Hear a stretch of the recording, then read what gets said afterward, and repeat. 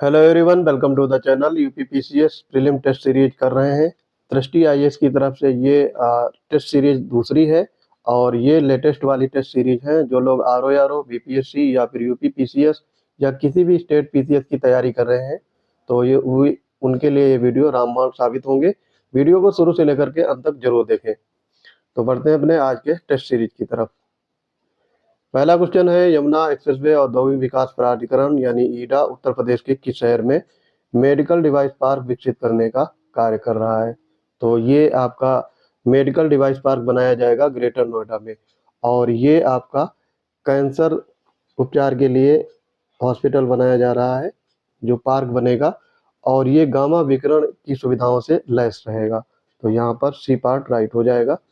दूसरा है, उत्तर प्रदेश के वित्त मंत्री सुरेश खन्ना ने 2024-25 के बजट में किस शहर में एरो सिटी बनाने की घोषणा की है? तो ये एरो सिटी बनेगा आपका लखनऊ में। ए पार्ट यहाँ पे करेक्ट हो जाएगा।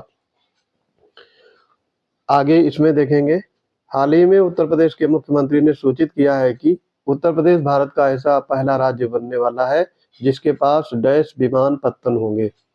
तो ये विमानपत्तन होंगे 21। तो सी पार्ट यहाँ पे करेक्ट हो जाएगा। और ये सबसे ज़्यादा यहाँ पे एयरपोर्ट बनाए जाएंगे। तो उसके लिए उत्तर प्रदेश ने 2024-25 में 1150 करोड़ रुपए आवंटित किए हैं। और ये जेवर के लिए, जेवर नोएडा अंतर्राष्ट्रीय विमानपत्तन बनाया जा रहा है उसके लिए। तो यहाँ पे टोटल 21 एयरपोर्ट हो जाएंगे। सी पार्ट आपका राइट होगा। चौथा है, कौन सा कथन दादा भाई नौरोजी के बारे में सही नहीं है? उन्हें grand old man of India की उपाधि से जाना जाता था। तो ये करेक्ट है। उन्होंने poverty and un British rule in India नामक पुस्तक लिखी है। ये भी आपका सही हो जाएगा। और वह ब्रिटिश संसद के सदस्य के रूप में चुने जाने वाले प्रथम भारतीय थे। तो ये भी ठीक है। और चौथा है, उन्होंने वर्ष 1885, 1893 और 1904 में 3 बार भारतीय राष्ट्रीय कांग्रेस के सत्र की अध्यक्षता की थी। तो यहाँ पे देखो 1885 और 1800, यहाँ पे 85 नहीं 86 होगा, क्योंकि 1885 में तो पहली बार हुई थी, बेमस चंद्र बनर्जी ने यहाँ पर अध्यक्षता की थी। 86 में दादा भाई नौरोजी ने की थी। उसके बाद में 1893 में की थी और 1906 में, 4 में नहीं, यहाँ पे 6 होगा। इन तीनों में भारतीय राष्ट्रीय कांग्रेस के सत्र की इन्होंने चेयरमैनशिप की थी। तो यहाँ पे ये वाला आपका गलत हो जाएगा और यही पूछा गया था। भारतीय रिजर्व बैंक आरबीआई द्वारा वित्तीय वर्ष 2022-23 के लिए निर्गत पंचायती राज संस्थाओं के वित्त रिपोर्ट के अनुसार किस राज्य की पंचायतों का अपने संबंधित राज्य के स्वयं के राजस्व में सबसे अधिक राजस्व है? तो ये है उत्तर प्रदेश। डी पार्ट यहाँ पे राइट हो गया। सोलर सिटी परियोजना के तहत उत्तर प्रदेश का कौन सा पहला मतलब शहर है पहला सोलर सिटी बनेगा? ये छपने वाला प्रश्न है, इसको जरूर ध्यान रखेंगे। तो यहाँ पे आपके ऑप्शंस में अयोध्या हो जाएगा। ए पार्ट राइट होगा। अयोध्या में सोलर सिटी परियोजना के तहत पहला सोलर सिटी बनाया जाएगा। ठीक है। तो उत्तर प्रदेश में 17 प्रमुख शहरों को सोलर सिटी के रूप में विकसित करने की योजना बनाई गई है। इसमें पहला जो सौर सिटी है वो अयोध्या है, ये ध्यान रखेंगे।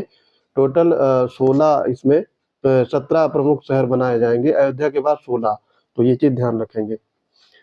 आगे सातवां, हाल ही में पहले स्किल इंडिया सेंटर का उद्घाटन किस शहर में किया गया है? सारे क्वेश्चन इंपॉर्टेंट है, आपको इनको नोट करते जाना है अगर आपको नहीं आ रहा है। तो ये संबलपुर उड़ीसा में। सी पार्ट यहाँ पे राइट हो जाएगा। और ये केंद्रीय शिक्षा और कौशल विकास एवं उद्यमिता मंत्री ने उड़ीसा के संबलपुर में देश के पहले स्किल इंडिया सेंटर का उद्घाटन किया है। तो यहाँ पे संबलपुर उड़ीसा ये राइट आंसर है। हाल ही में प्रधानमंत्री ने किस शहर में कल्कि धाम मंदिर की आधारशिला रखी है? तो ये कल्कि धाम मंदिर ये आपका संभल में है। ए पार्ट यहाँ पे राइट हो जाएगा। कल्कि अवतार को भगवान का 24वां अवतार माना जाता है जो कलयुग में अवतरित होने वाले हैं। अत्यावश्यक सेवा संधारण अधिनियम किस वर्ष पारित किया गया, आपसे पूछा गया है। तो ये अधिनियम पारित किया गया है 1968 में। बी पार्ट यहाँ पे राइट हो जाएगा। सूची 1 को सूची 2 से मिलान करना है। औद्योगिक गतिविधि दी गई है और स्थान दिए गए हैं, आपको इनको मैच करवाना है, ठीक है। तो यहाँ पे देखो दिया है ग्रीन अमोनिया प्लांट। तो green ammonia plant, mega food park, revolver factory और परफ्यूम पार्क। तो इस टाइप के क्वेश्चन यूपी पीसीएस या फिर आरओ के लिए फेवरेट होते हैं। तो इसमें आपको मिलान करना है। थोड़ा सा क्वेश्चन छोटा करेंगे ताकि आपको सही से दिखे। देखो यहाँ पे ग्रीन अमोनिया प्लांट ये आपका गोरखपुर में, mega food park, mega food park ये आपका बरेली में, रिवाल्वर फैक्ट्री ये बन रही है हरदोई में, और परफ्यूम पार्क कन्नौज में। 4132 बी पार्ट यहाँ पे राइट हो जाएगा। 11 नंबर का क्वेश्चन है, कौन सा जिला उत्तर प्रदेश के रक्षा औद्योगिक गलियारे के 6 नोड्स का हिस्सा नहीं है। तो ये आपका जिला हो जाएगा खुर्जा। डी पार्ट करेक्ट हो जाएगा। उत्तर प्रदेश का रक्षा औद्योगिक गलियारा ये आपका 6 नोट्स में हिस्सा नहीं है, तो ये हो जाएगा। कौन कौन से ये 6 नोट्स हैं इसमें ध्यान रखेंगे, अलीगढ़ है, आगरा है, कानपुर है, इनके अलावा 3 और जिले हैं, चित्रकूट, झांसी, लखनऊ। इसमें शामिल नहीं है खुर्जा, तो ये चीज ध्यान रखेंगे। 12वां है, उत्तर प्रदेश के वर्ष 2024-25 के बजट में कुल राजकोषीय घाटा कितना अनुमानित किया गया है। तो ये छपने वाला क्वेश्चन हो सकता है क्योंकि काफी इंपॉर्टेंट है, इस तरीके के क्वेश्चन बहुत पूछे जाते हैं। ये होगा 3.46%। बी पार्ट राइट हो जाएगा। आगे है 13वां, राज्य व्यापार सुधार कार्य योजना स्टेट BRAP 2019 के आधार पर कारोबार में सुगमता, ईज ऑफ डूइंग बिजनेस के मामले में उत्तर प्रदेश का आपसे क्रम पूछा गया है। तो उत्तर प्रदेश यहाँ पे दूसरे नंबर पे रहा है, तो बी पार्ट करेक्ट हो जाएगा। और सबसे खराब प्रदर्शन रहा है त्रिपुरा, सिक्किम और उड़ीसा का, तो ये ध्यान रखेंगे, ठीक है। और सबसे पहला जो नंबर है वो है आंध्र प्रदेश का। पहले नंबर पर आंध्र प्रदेश, दूसरे पर अपना उत्तर प्रदेश है, और बाकी सिक्किम, त्रिपुरा और उड़ीसा ये सबसे खराब प्रदर्शन करने वाले राज्यों में है। 14 नंबर है, निराश्रित महिला पेंशन योजना के तहत उत्तर प्रदेश सरकार द्वारा निराश्रित महिलाओं को पेंशन के रूप में कितनी राशि दी जाती है, तो ये बताना है। तो इनको राशि दी जाती है 1000 रुपये। बी पार्ट करेक्ट हो जाएगा। और ये पहले 500 रुपये थी, अब बढ़ा करके 1000 कर दी गई है। उत्तर प्रदेश सरकार की मुख्यमंत्री कन्या सुमंगला योजना के संदर्भ में बताना है कौन से कथन सही है। इसे बालिका के परिवार को वित्तीय सहायता प्रदान करने के लिए वर्ष 2019 में शुरू किया गया था। और दूसरा इसमें स्टेटमेंट है, ये वाला सही है। आमतौर पर एक परिवार में केवल 2 बालिकाएं ही इस योजना का लाभ उठा सकती हैं। तो ये आपका 2 महिलाओं के बारे में बोला गया है, तो ये भी सही है, दोनों सही है, ए और बी बोथ राइट हो जाएंगे। प्रधानमंत्री जन धन योजना PMJDY के संदर्भ में कौन से कथन सही है। तो जितनी भी योजनाएं हैं आपको पढ़ करके जानी है, इसमें से क्वेश्चन जरूर मिलते हैं और पूछे जाते हैं, एग्जाम ओरिएंटेड क्वेश्चन रहते हैं, तो ये ध्यान रखना है। पहला स्टेटमेंट है, वित्तीय समावेशन के उद्देश्य से इस योजना की शुरुआत वर्ष 2014 में की गई थी, तो ये ठीक है।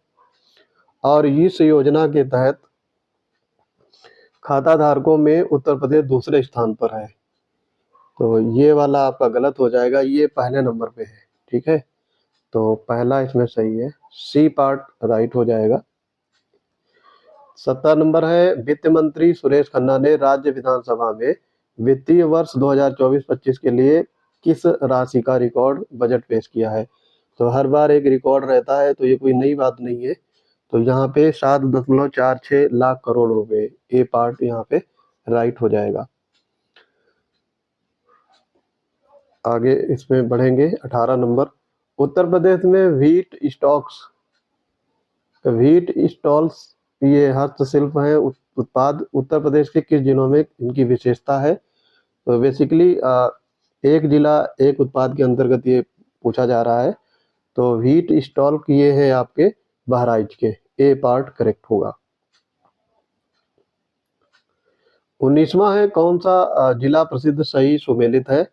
बांदा लकड़ी के खिलौने, चित्रकूट सजर स्टोन क्राफ्ट, बलिया बिंदी टिकली और कुशीनगर सिरेमिक उत्पाद।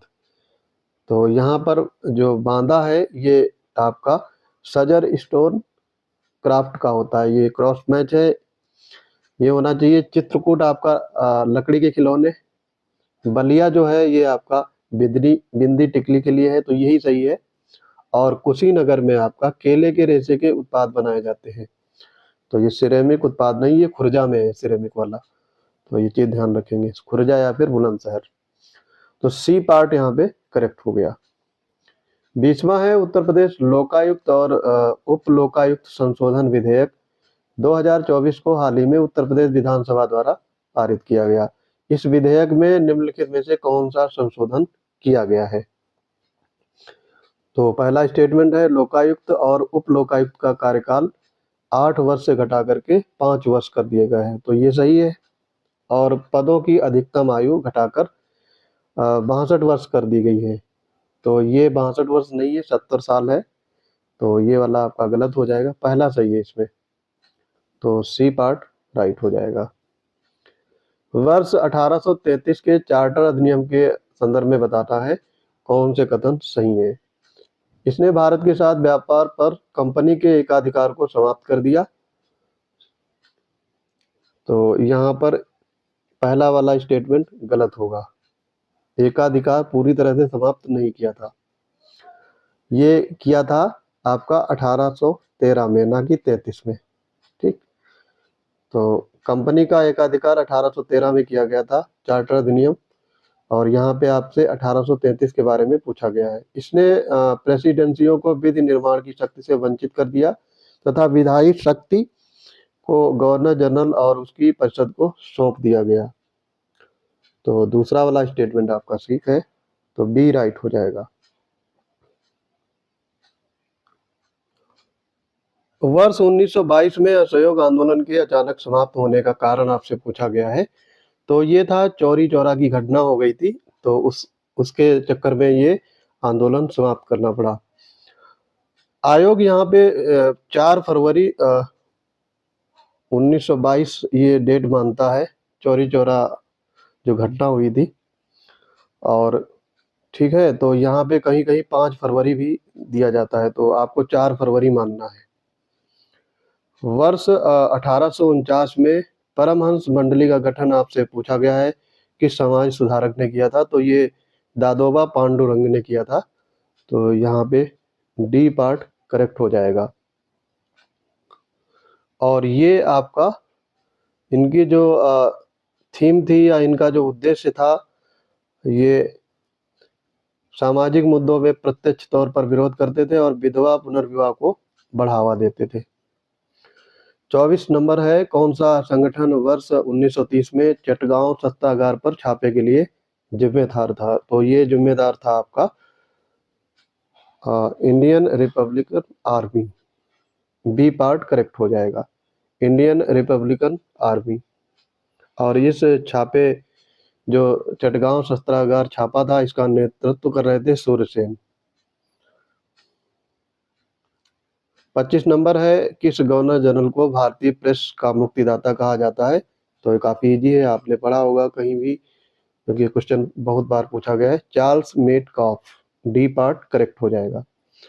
ये आपका 1835 से लेकर के 1836 के बीच में कार्यकाल में रहता है, और उसी समय ये जो प्रेस होता है उनको मुक्ति कर देता है, यानी समाचार पत्रों पे सेंसरशिप हटा देता है, तो उसे मुक्तिदाता के रूप में जाना जाता है। 26 देखेंगे फराजी आंदोलन के संदर्भ में, ये ब्रिटिश सरकार के खिलाफ पहला कर मुक्त अभियान था, और सैयद अहमद बरेलवी इस आंदोलन के नेता थे, आपको बताना है इसमें से कौन सा कथन सही है? तो यहाँ पे पहला वाला सही है, दूसरा गलत हो जाएगा। तो दूसरा में ये गलत क्या हुआ है? तो फराजी आंदोलन ये आपका हुआ था, पहले इसकी डेट याद रखेंगे, 1838 से लेकर के 48 के मध्य में, और ये ब्रिटिश सरकार के खिलाफ चलाया गया था, और इसका नेतृत्व कर रहे थे शरीयतुल्लाह खान और दादू मियाँ, ना कि अहमद बरेलवी। तो ए पार्ट राइट होगा। वर्ष 1855-57 के दौरान संथाल विद्रोह का नेता कौन था? तो ये थे सिद्धू और कान्हू। ए पार्ट यहाँ पे राइट हो जाएगा।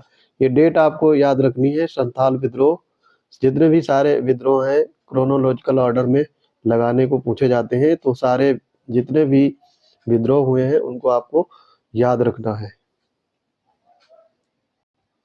कौन सी घटना काल क्रमानुक्रम में अंतिम थी? तो आ गया वही क्वेश्चन। तो आत्मीय सभा का गठन, ये सारे आपको पता होंगे तभी आप बता पाएंगे, नहीं तो ये क्वेश्चन आपको स्किप करना होगा। आत्मीय सभा का गठन, बंगाल सती विनियमन अधिनियम, और विधवा पुनर्विवाह अधिनियम, और वुड्स डिस्पैच। तो ये आत्मीय सभा का गठन राजा राम मोहन राय ने 1814 में किया था। बंगाल सती विनियमन अधिनियम ये आपका आया था 1829 में। फिर उसके बाद में है विधवा पुनर्विवाह अधिनियम, ये आपका 1856 में, और वुड्स डिस्पैच आया था 1854 में। आपसे पूछा गया है सबसे बाद की घटना, तो ये विधवा पुनर्विवाह अधिनियम थी। सी पार्ट राइट हो जाएगा। और ये ईश्वरचंद्र विद्यासागर के समर्थन में ये अधिनियम पारित किया गया था। 29 है, कौन सा सही सुमेलन नहीं है? टीवी मैकाले रिंग फेंस की नीति। तो ये रिंग फेंस की जो नीति थी ये टीवी मैकाले के द्वारा नहीं थी, यही गलत हो जाएगा। तो ए पार्ट यहाँ पे राइट हो जाएगा। रिंग फेंस की नीति ये आपकी शुरू की थी वारेन हेस्टिंग्स ने। बाकी लॉर्ड वेलेस्ली सहायक संधि, लॉर्ड डलहौजी बेफकद का सिद्धांत, और लॉर्ड कॉर्नवालिस स्थायी बंदोबस्त, ये सारे याद रखेंगे। कोल विद्रोह के बारे में पूछा गया है, स्थान कौन सा था? तो कोल विद्रोह का जो ईयर था 1831 से 32 में, और ये कहाँ पे स्टार्ट किया गया था ये पूछा गया है, तो प्लेस आपको बताना है। ये पूर्वी भारत में स्टार्ट किया गया था विद्रोह, तो सी पार्ट यहाँ पे राइट हो जाएगा। और ये पूर्वी भारत में छोटा नागपुर क्षेत्र के सिंहभूम क्षेत्र में रहने वाले कोल और अंग्रेजों के मध्य ये विद्रोह चल रहा था। 31 में है, कौन फारसी भाषा के समाचार पत्र मिरात उल अखबार से संबद्ध थे? तो ये थे राजा Ram Mohan Roy. D part right हो गया। बेलू थम्पी ने किस राज्य में अंग्रेजों के खिलाफ विद्रोह का नेतृत्व किया था? तो ये त्रावणकोर। सी पार्ट करेक्ट हुआ। 33 है, 1853 के चार्टर अधिनियम के अंतर्गत कौन सा कथन सही है ये बताना है आपको। अधिनियम ने गवर्नर जनरल की परिषद के विधायी और कार्यकारी कार्यों को पृथक कर दिया था, ठीक है ये।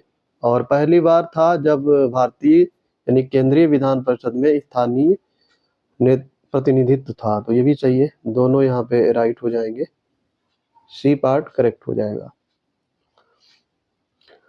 34 में है, कौन सी घटना कालानुक्रमिक क्रम में पहली थी? ये पूछा गया है। हैदराबाद द्वारा हस्तांतरित सहायक संधि, प्रथम आंग्ल डच युद्ध, हैदर अली की मृत्यु, और दूसरा आंग्ल मराठा युद्ध। ये सारी आपको घटनाएं याद होंगी तभी आप इसमें कर पाएंगे। तो सबसे पहले इसमें है हैदराबाद द्वारा हस्तांतरित सहायक संधि।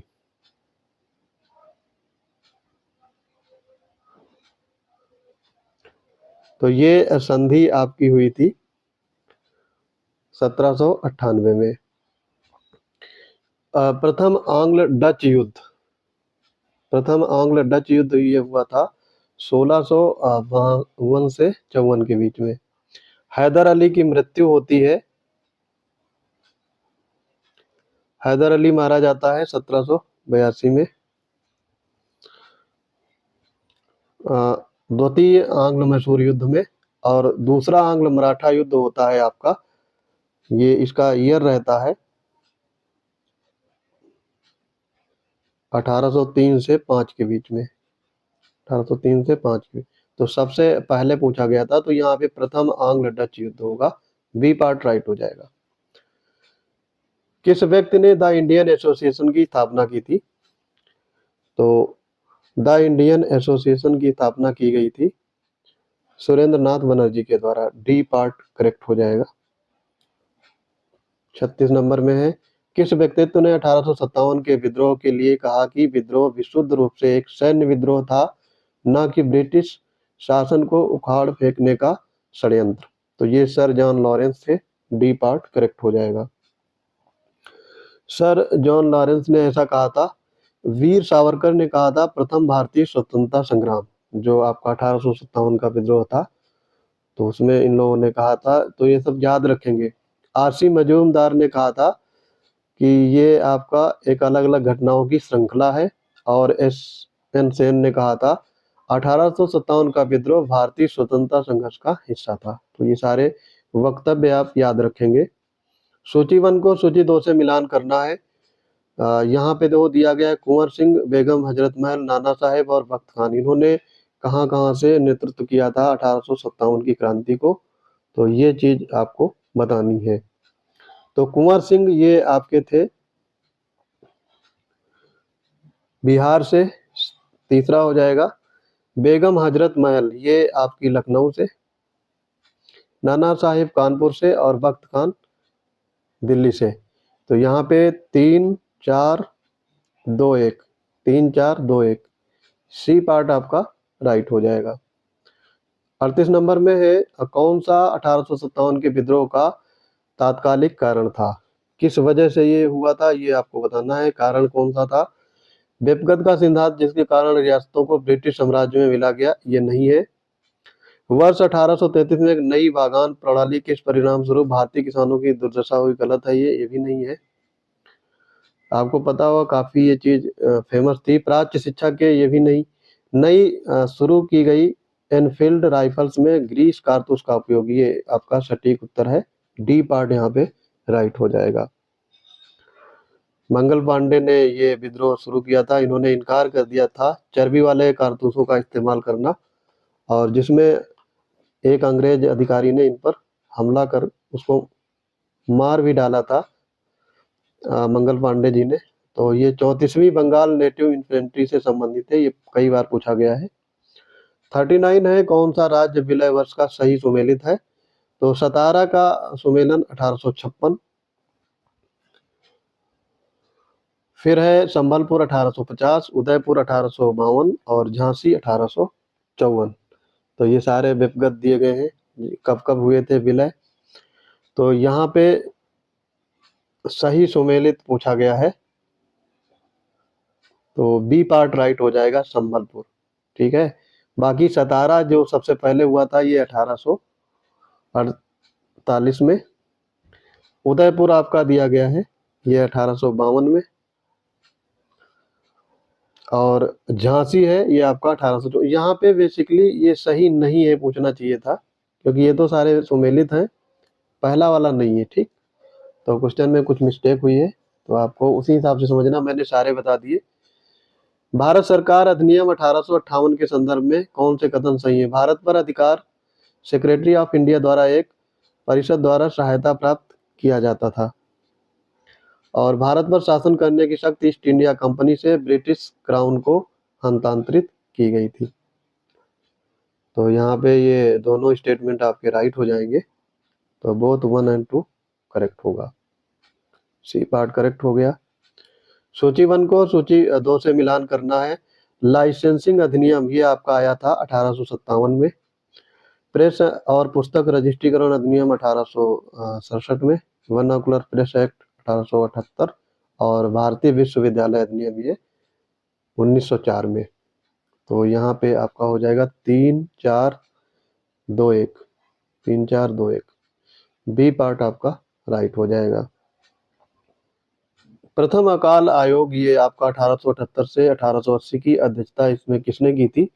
तो उस समय कौन सा किसका कार्यकाल था, ये चीज आपको ध्यान रखनी है, क्योंकि यही पूछा गया है आपसे। तो ये थे रिचर्ड स्ट्रेची, ए पार्ट यहाँ पे करेक्ट हो जाएगा। आगे बढ़ते हैं 43 में, कौन सी घटना लॉर्ड लिटन के कार्यकाल के दौरान घटित नहीं हुई थी? संपूर्ण ब्रिटिश भारत एक ही नमक कर के अधीन था, ये हुआ था इसके समय। और ये आपका जो 43 है, इसमें लॉर्ड लिटन के बारे में पूछा गया है, तो ये कब घटित हुआ था?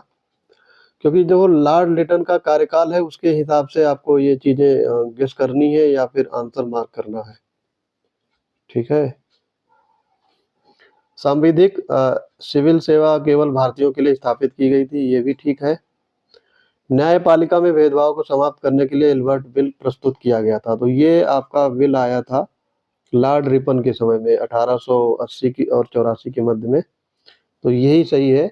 बाकी अंग्रेजों ने अफगानिस्तान के शासक याकूब खान के साथ गंडमक की संधि की थी, तो ये भी आपका लॉर्ड लिटन के समय हुआ था।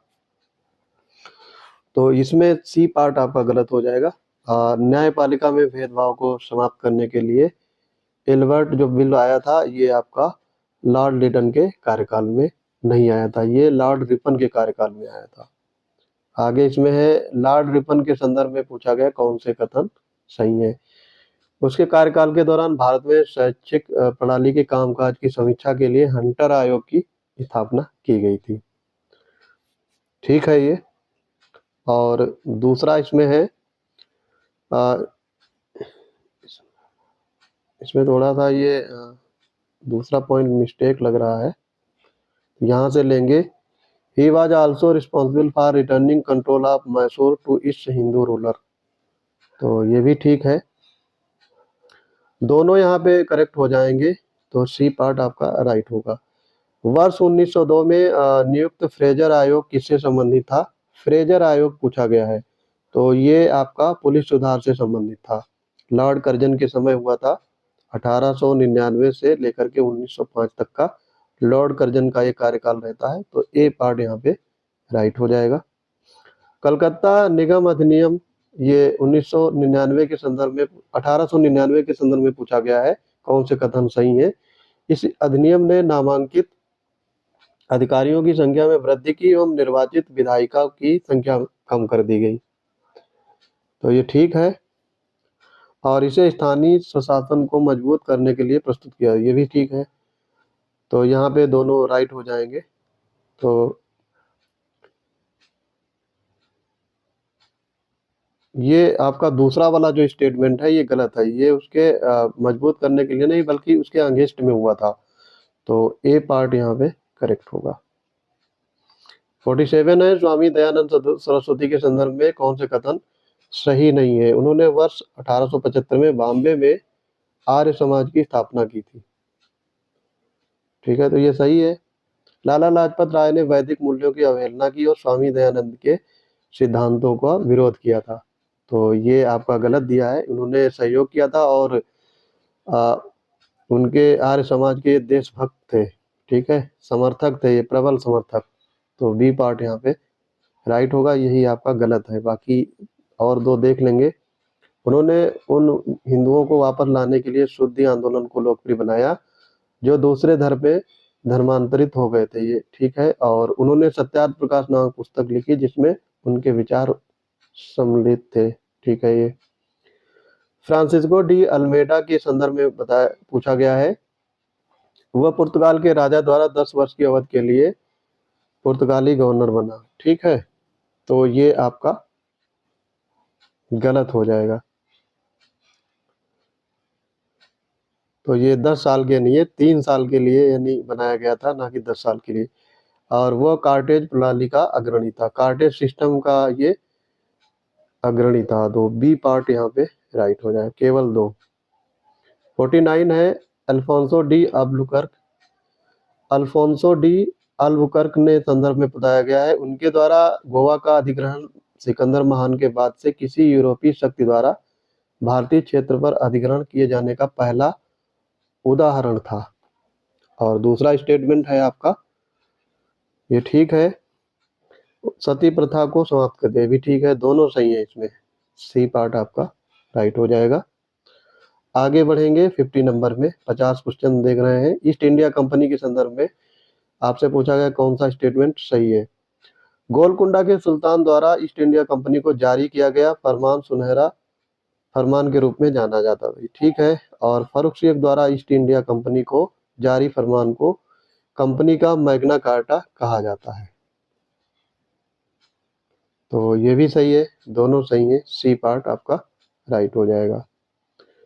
51 नंबर देखेंगे, निम्नलिखित घटनाओं पर विचार कीजिए और उन्हें कालानुक्रम में आपको लगाना है। तो क्रोनोलॉजिकल ऑर्डर लगाना है, पीसीएस का फेवरेट क्वेश्चन है। तो इसमें देखेंगे सबसे पहले इनके ईयर देखेंगे कि कब कौन सी घटना घटित हुई थी ये चीज। तो यहाँ पे दिया है वांडीवास का युद्ध, ये आपका हुआ था 1760 में। पोर्टो नोवो का युद्ध हुआ था, ये आपका दूसरा आंग्ल मैसूर युद्ध जब हुआ था उसके खिलाफ निजाम और मराठों के बीच में गठबंधन था और अंग्रेजों पे हमला कर दिया 1781 में। फिर है अंबूर का युद्ध, अंबूर का युद्ध ये हुआ था आपका 1749 में। और लास्ट है हुगली का युद्ध। तो बहुत सारे लोगों को तो पता नहीं हुआ कि हुगली का युद्ध भी कोई हुआ था, सारी चीजें आपको पढ़नी है 1759 में। तो आप मैच कर लीजिएगा। सबसे पहले आपका आएगा कालानुक्रम क्रम में लगाना है। तो सबसे पहले अंबूर का युद्ध हो गया, तीसरा चौथा 1-2, 3-4-1-2, ये आपका क्रोनोलॉजिकल ऑर्डर बी पार्ट आपका राइट हो जाएगा। राजस्व निपटान की इजारा प्रणाली प्रथम बार किस शासक के शासनकाल में स्टार्ट हुई थी? तो ये जहांदार शाह थे, बी पार्ट आपका राइट हो जाएगा। इनका कार्यकाल रहता है 1712 से 13 के बीच में, ठीक है। तो ये जुल्फिकार खान की मदद से शासक बनते हैं या बादशाह बनते हैं, तो इन्हीं के समय इजारा प्रणाली स्टार्ट की गई थी, ठीक है। तो ये आपके दूसरे नंबर के रहते हैं जो उत्तर मुगल बादशाह रहते हैं। बहादुर शाह प्रथम के बाद ये जहांदार शाह बनते हैं। सूची 1 को सूची 2 से मिलान करना है।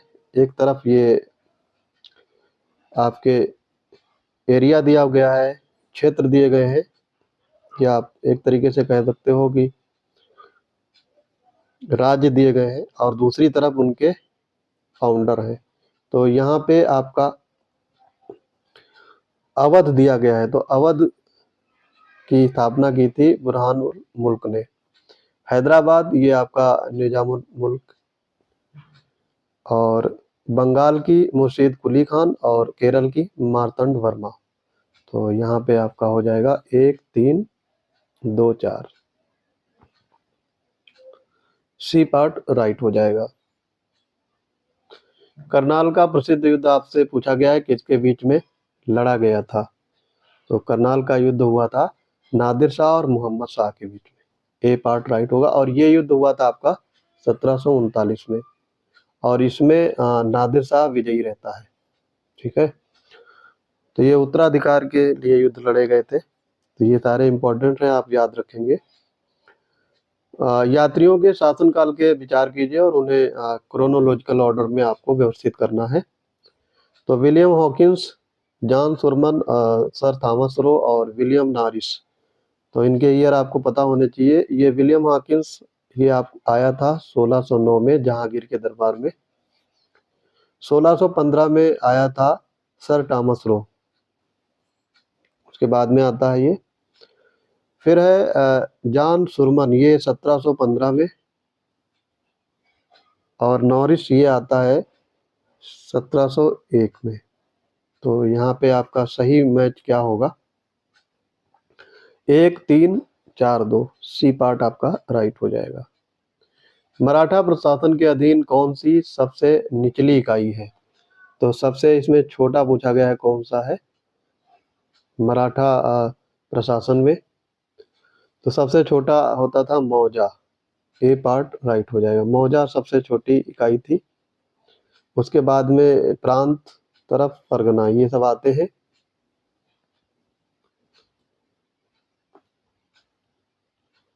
आगे बढ़ेंगे।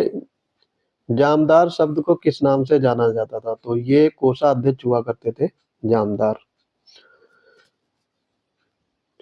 बाकी इसमें देखो दिए गए हैं सब। जामदार कोषाध्यक्ष, भूमिया एक भूमिधारक जाति, किलादार एक किला का प्रभारी, मजूमदार लेखा परीक्षक एवं लेखाकार, और पोतनी ये नकदी रखने वाला। तो यहाँ पे जामदार का मतलब था कोषाध्यक्ष। 58 में है, ये फिर क्रोनोलॉजिकल ऑर्डर में बताना है।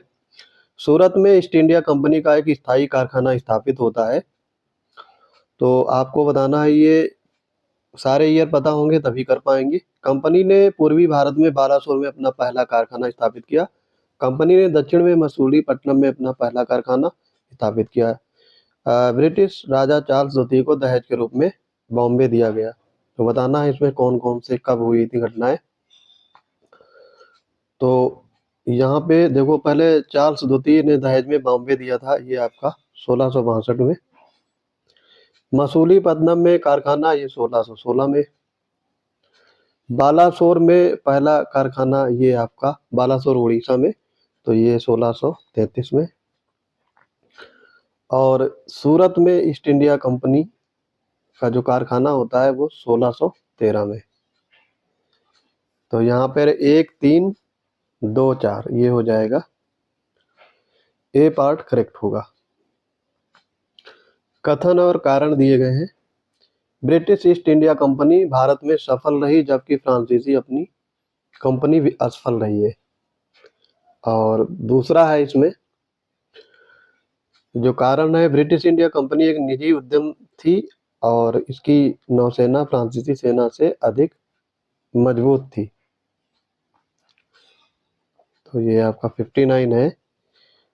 इसमें दोनों सही हैं और व्याख्या भी करेगा, तो डी पार्ट राइट हो जाएगा।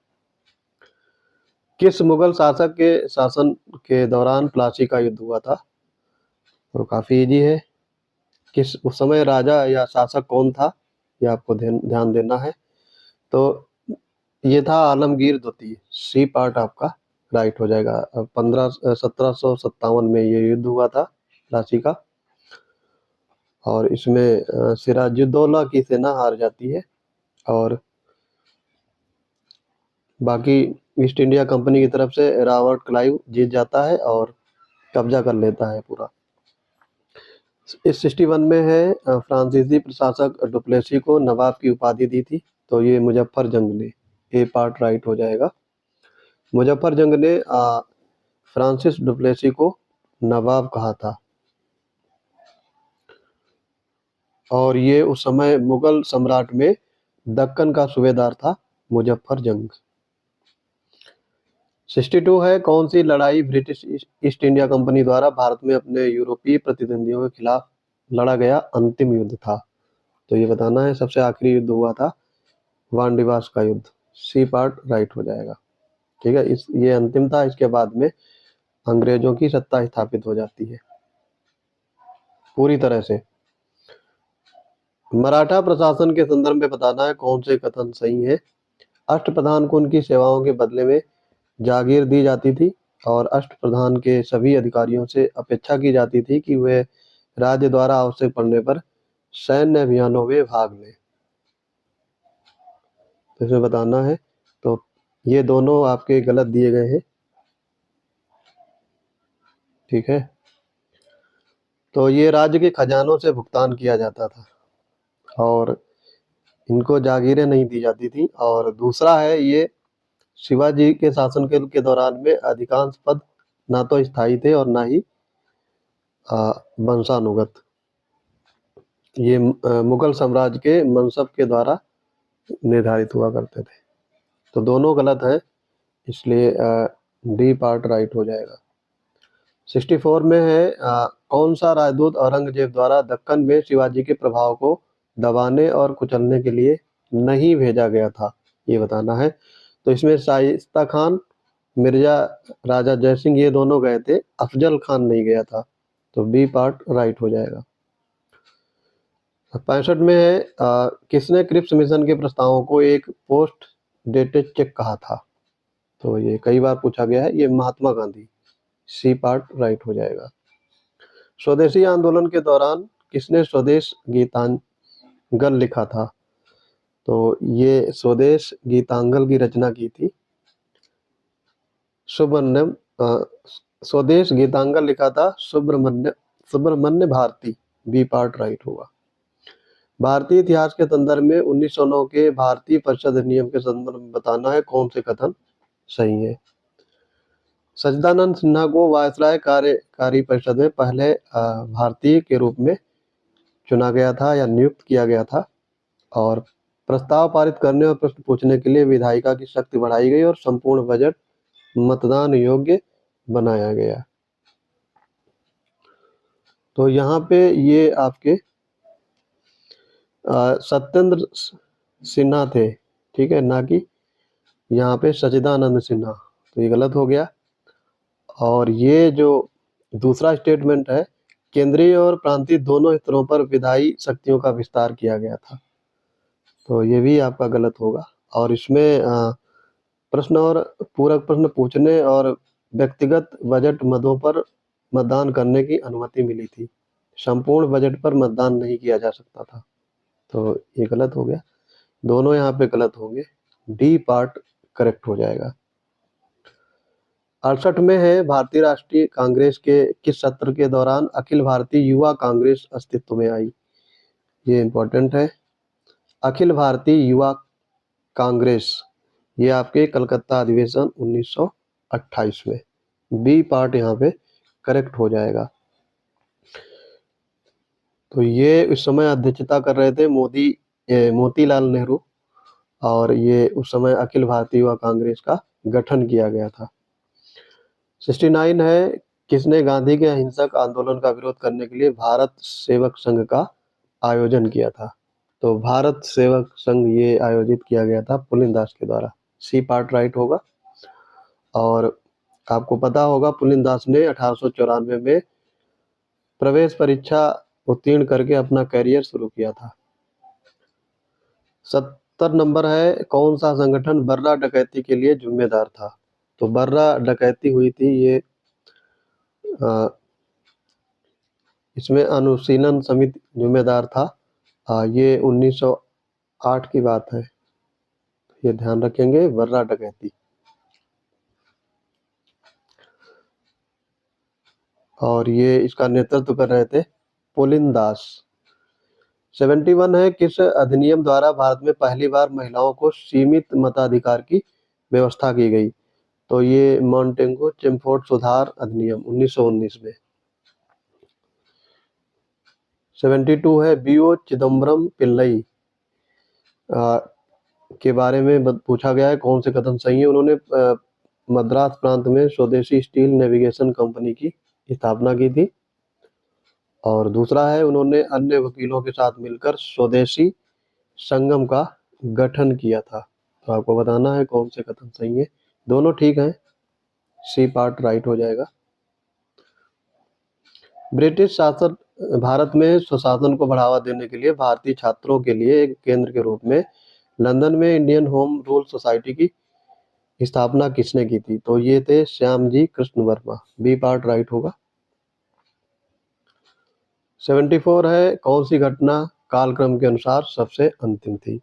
तो फिर क्रोनोलॉजिकल पूछे, बहुत सारे क्वेश्चन ये क्रोनोलॉजिकल ऑर्डर में पूछे जाते हैं, तो आपको बताना है।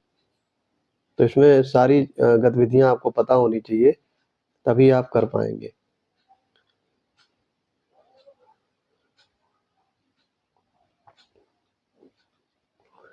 तो देखो इसमें आपका जो बर्रा डकैती अभी मैंने बताया था, ये आपका 1908 में हुआ था। होम रूल लीग की स्थापना ये हुई थी 1916 में। रामोसी किसान सेना का गठन हुआ था, ये 1879 में वासुदेव बलवंत फड़के के द्वारा। और बारिशल सम्मेलन 1906 में हुआ था। सबसे लास्ट में पूछा गया है, तो ये होम रूल लीग की आंदोलन स्टार्ट हुआ था। डी पार्ट करेक्ट होगा। 75 है, किस अधिनियम को गांधी ने काला अधिनियम कहा था? तो इसमें आपका होगा डी पार्ट, ये क्रांतिकारी अपराध अधिनियम। ये थोड़ा यहाँ से कटा हुआ है, इसको इंग्लिश वाले वर्जन में देखेंगे। Anarchical and revolutionary crime act 1919, ये ध्यान देंगे। बक्सर का युद्ध के संदर्भ में पूछा गया, ये ब्रिटिश ईस्ट इंडिया कंपनी और मीर कासिम शुजाउद्दौला और शाह आलम द्वितीय की संयुक्त सेनाओं के बीच में लड़ा गया था और इलाहाबाद की संधि पर वर्ष 1675 में हस्ताक्षर किए गए थे। तो 1675 में कौन सी संधि हो गई? ये आपका हुआ था 1765। तो गलत हो गया, पहला वाला सही है, ये केवल एक सही हो जाएगा। 77 है, किसने कुशल अकर्मण्यता की नीति स्टार्ट की थी? तो ये थे जॉन लॉरेंस, डी पार्ट सही हो जाएगा। जॉन लॉरेंस, इनका कार्यकाल रहता है 1864 से लेकर के 69 के बीच में। ब्लैक होल त्रासदी किस शासक से जुड़ी है? सिराजुद्दौला, सी पार्ट राइट हो जाएगा। और ये कब घटित हुई थी? ये ईयर सन याद करना है। 20 जून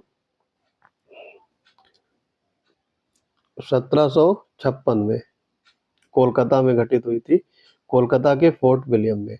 ब्लैक होल त्रासदी, इसमें 146 ब्रिटिश कैदियों को एक किले से छोटे से काल कोठरी में बंद कर दिया गया था, जिसमें 123 की मृत्यु हो गई थी, 23 लोग बचे थे। तो 146 लोग ब्रिटिश कैदी इसमें बंद कर दिए गए थे, 123 मर गए थे इसमें। आगे है 79 में कौन सी घटना कालानुक्रमिक क्रम में अंतिम थी?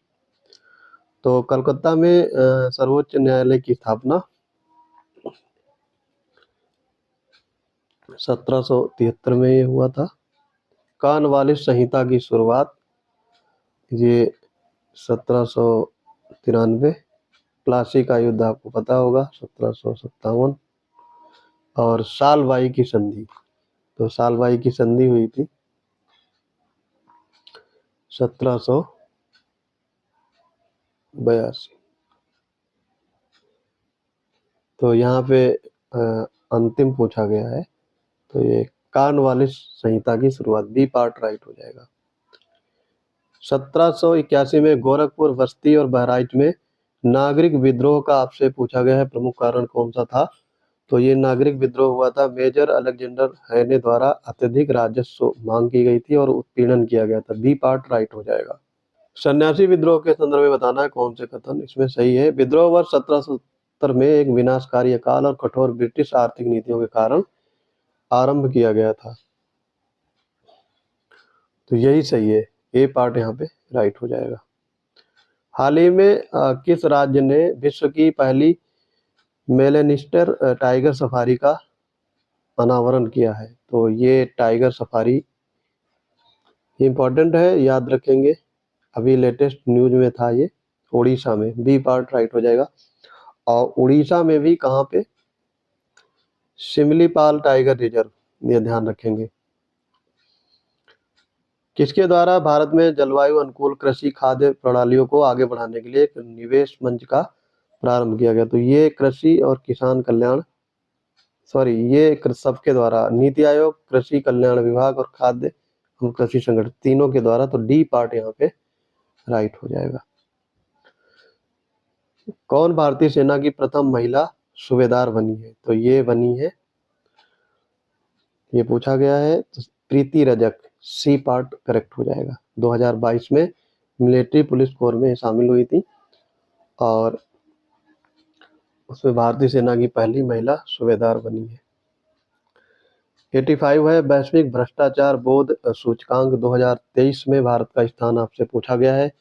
करंट अफेयर इसमें पुराने हैं क्योंकि ये फरवरी का है, फरवरी 2024 का लिया गया है, क्योंकि पीसीएस आरओ एग्जाम में लगभग 1 साल का करंट अफेयर आपको तैयार करना होगा।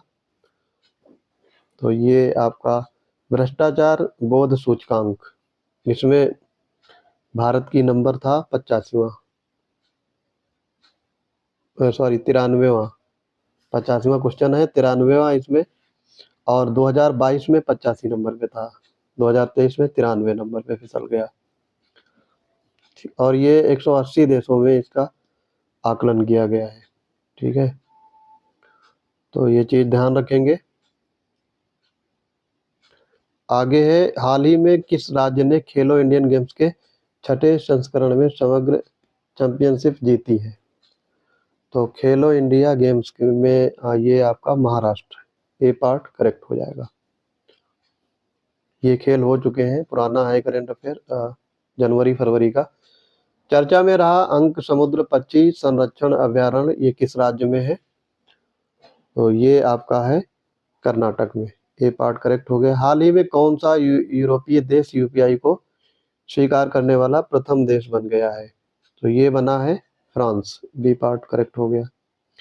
हाल ही में मोदी ने एनएलसी इंडिया लिमिटेड के तालावीरा थर्मल पावर प्रोजेक्ट की आधारशिला रखी है, तो ये कहाँ पर है? तो ये उड़ीसा में, सी पार्ट करेक्ट हो गया। पेरिस ओलंपिक 2024 के लिए मशाल वाहक के रूप में चुना गया है, तो अभिनव बिंद्रा को, डी पार्ट करेक्ट हो गया।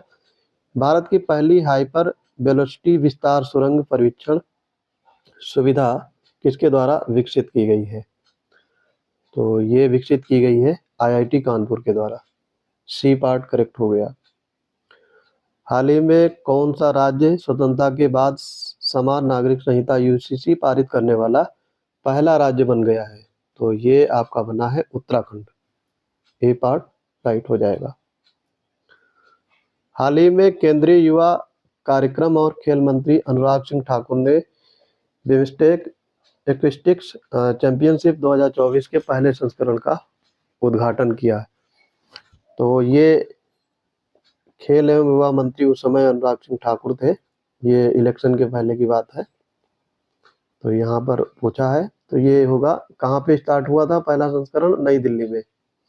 हाल ही में लक्ष्मी नारायण अंतर्राष्ट्रीय पुरस्कार ये किस प्रसिद्ध संगीतकार को प्रदान किया गया है? तो ये प्यारे लाल शर्मा को, बी पार्ट करेक्ट होगा।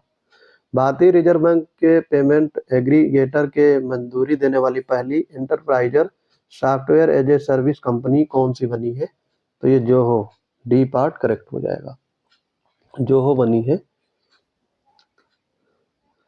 हाल ही में टाटा ट्रस्ट ने भारत का पहला अत्याधुनिक लघु पशु अस्पताल कहाँ लॉन्च किया है? तो ये मुंबई में, बी पार्ट करेक्ट हो गया। आगे है 97 में भारत लिम्फेटिक फाइलेरियासिस को कब तक समाप्त करने के लिए प्रतिबद्ध है? तो ये है आपका, समाप्ति होगा इसकी 2027 में। हाल ही में नीति आयोग ने 4 शहरों के काया पलट की योजना बनाई है, जिसमें कौन से सूची में नहीं है? तो 4 शहर हैं, उसमें से एक नहीं है, इसमें पूछा गया है। तो ये आपका बंगलुरु, बंगलुरु नहीं है। मुंबई है, सूरत है, विशाखापत्तनम है। ठीक है, मुंबई, सूरत, विशाखापत्तनम।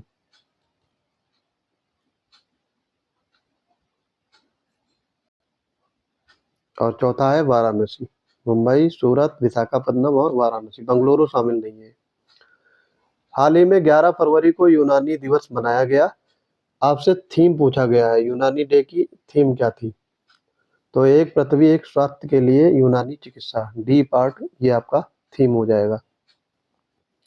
हाल ही में खबरों में रहे गुप्तेश्वर वन को जैव विविधता विरासत स्थल घोषित किया गया है, किस राज्य में है? तो ये उड़ीसा में है। जादुई उपचार पर प्रतिबंध लगाने के लिए विधेयक पारित किया गया है, तो कहाँ पे ये आपका असम में, बी पार्ट करेक्ट हुआ है। हाल ही में किस राज्य ने वन मित्र योजना स्टार्ट की है? तो वन मित्र योजना ये शुरू की गई है हरियाणा में, सी पार्ट आपका करेक्ट हो जाएगा। हाल ही में प्रधानमंत्री नरेंद्र मोदी ने हरियाणा में अखिल भारतीय आयुर्विज्ञान संस्थान एम्स की आधारशिला कहाँ पर रखी है? तो ये आधारशिला रेवाड़ी में रखी गई है, ए पार्ट करेक्ट हो जाएगा। कौन सा क्रिकेटर 500 टेस्ट विकेट लेने वाला सबसे तेज खिलाड़ी बन गया है? तो ये आर अश्विन। और कौन समलैंगिक विवाह को वैध बनाने वाला पहला रूढ़िवादी ईसाई देश बन गया है? तो ये देश आपका बना है ग्रीस, बी पार्ट करेक्ट होगा। विश्व का पहला लकड़ी का उपग्रह किन 2 देश द्वारा प्रक्षेपित किया जाना है? तो ये हाँ, ये आपका होगा जापान और यूएसए, बी पार्ट करेक्ट होगा, सो इंडिया नहीं है। ठीक है, ये इसका नाम है लिग्नोसैट।